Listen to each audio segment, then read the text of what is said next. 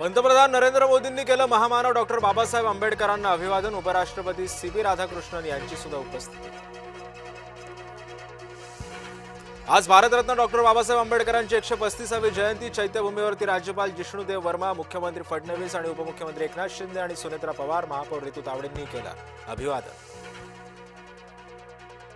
नागपूरच्या पवित्र दीक्षाभूमीवरती भीम अनुयायांचा जनसागर. डॉक्टर बाबासाहेब आंबेडकरांना अभिवादन करण्यासाठी दीक्षाभूमीवरती अनुयायांची गर्दी. बारामती आणि राहुरी विधानसभेसाठी 23 तारखेला मतदान. सामान्य प्रशासन विभागाकडून अधिसूचना जाहीर. विधानसभा मतदारसंघाच्या क्षेत्रामध्ये सुट्टी जाहीर. बिहारमध्ये पहिल्यांदाच भाजपचा मुख्यमंत्री होणार, तर उपमुख्यमंत्री सम्राट चौधरींचं नाव आघाडीवर. भाजपच्या नेता निवडीसाठी दुपारी महत्त्वाची बैठक. केंद्रीय गृह राज्यमंत्री नित्यानंद राय यांचं सुद्धा नाव चर्चेत. बोंदू करात प्रकरणामध्ये ईडीच्या हाती मोठं गबाड. छापेमारीमध्ये मिळाले कोट्यवधींच्या मालमत्तांचे पुरावे. ईडीनं करातची 2,50,00,000ची बँकेची रक्कम गोठवली. दमनियांकडून नाशिक पोलीस दत्ता कराळेंचा व्हिडिओ ट्विट. कराळे खरातच्या कार्यक्रमामध्ये गेल्याचा दावा. कराळे आणि खरात यांच्यामध्ये 18 कॉल्स झाल्याचाही आरोप. नाशिकमधील आयटी कंपनी धर्मांतरण प्रकरणी संशयितांच्या बँक खात्यांची एसआयटी कडून चौकशी. आरोपींना 2022 पासून जाळे विणल्याचा संशय. महिला अत्याचार धर्मांतर प्रयत्न प्रकरणाचा एक तपास तीव्र. नागपूर काँग्रेस जिल्हाध्यक्ष पदावरून वाद. बैस यांच्या नियुक्तीवरून गटांमध्ये संघर्ष. आष्टनकर यांना हटवून अश्विन बैस यांच्याकडे जबाबदारी. मात्र निवडणुकांमध्ये काँग्रेसला बसणार मोठा फटका. त्र्यंबकेश्वर संस्थानचा विश्वस्त पुरुषोत्तम कडलकला अटक. दर्शन काळाबाजार प्रकरणी पोलिसांची कारवाई. कडलकच्या पुतण्याविरोधामध्ये गुन्हा होता दाखल.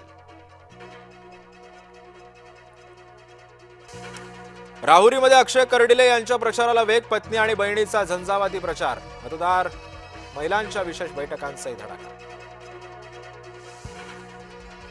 नागपूर विमानतळावरती ॲप बेस कॅब चालकांचं आंदोलन. नो पिकअप नो ड्रॉप आंदोलन. आंदोलनामुळे प्रवाशांचे मोठे हाल. राहुरी विधानसभा विजयासाठी मवियाची रणनीती ठरली. बूथनिहाय नियोजन आणि जनसंपर्क मोहिमेवरती भर देण्याच्या सूचना.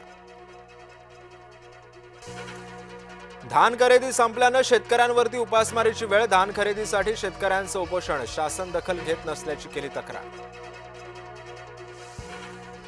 शेतकऱ्याचा मुलगा सरकारी नोकरी मागणार नाही, तो शेतीमध्ये दुप्पट तिप्पट उत्पन्न काढेल. मंत्री चंद्रशेखर बावनकुळेंचं वक्तव्य. धुळ्यामध्ये मालपुरा येथील महात्मा फुले बहुउद्देशीय सभागृहाचं लोकार्पण. पालकमंत्री जयकुमार रावल यांच्या निधीतून सभागृहाची उभारणी. गोरेगाव नेस्को संकुलामध्ये 2 विद्यार्थ्यांचा मृत्यू. लाईव्ह कॉन्सर्टमध्ये ड्रग्सच्या ओव्हरडोसनं 2 विद्यार्थ्यांचा मृत्यू झाल्याची माहिती. मृतांमध्ये 1 मुलगा आणि 1 मुलगी असल्याची माहिती. समृद्धी महामार्गावरती भीषण अपघात. 4 चाकी पेटल्यानं चालकाचा होरपळून मृत्यू. समृद्धी महामार्गावर जांभरगाव शिवारामध्ये घडली घटना. राज्यामध्ये उन्हाचा तडाखा वाढला. वर्ध्यामध्ये उष्णतेमुळे 2 जणांचा मृत्यू, तर उष्णतेपासून बचाव करण्याचं डॉक्टरांचं आवाहन.